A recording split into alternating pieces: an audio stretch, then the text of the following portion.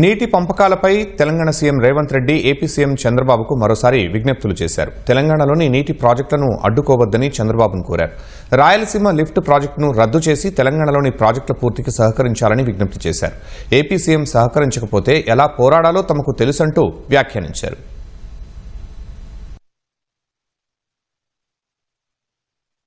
ఆంధ్రప్రదేశ్ ముఖ్యమంత్రి గారు కూడా విజ్ఞప్తి చేస్తున్నా, మీరు విఘ్నులు, మీరున్నప్పుడే మొదలుపెట్టారు కల్వకుర్తి.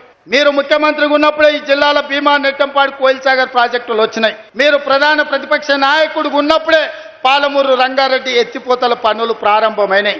మరి మీరు ముఖ్యమంత్రిగా 10 ఏళ్లు, ప్రతిపక్ష నాయకుడిగా 10 ఏళ్లు ఉన్నప్పుడు మొదలుపెట్టిన ప్రాజెక్టులను మీరు అడ్డుకోవడం ఏ మేరకు న్యాయం? చంద్రశేఖరరావు గారు కట్టకపోతే చంద్రబాబు నాయుడు గారు అడ్డుకుంటే న్యాయమా?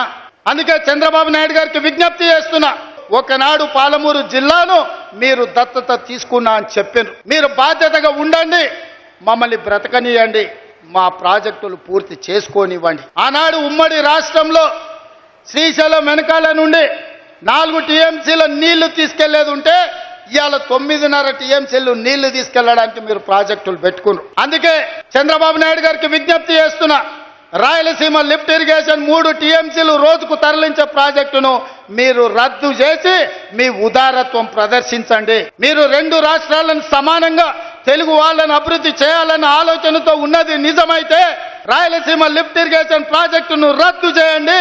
పాలమూరు రంగారెడ్డి ఎత్తిపోతల, డిండి ప్రాజెక్టు, కల్వకుర్తి ప్రాజెక్టు, భీమా ప్రాజెక్టు, నెట్టంపాడు ప్రాజెక్టు, కోయిల్సాగర్ ప్రాజెక్టులను పూర్తి చేయడానికి మీరు ఉదారంగా ముందుకొచ్చి మాకు సహకరించండి.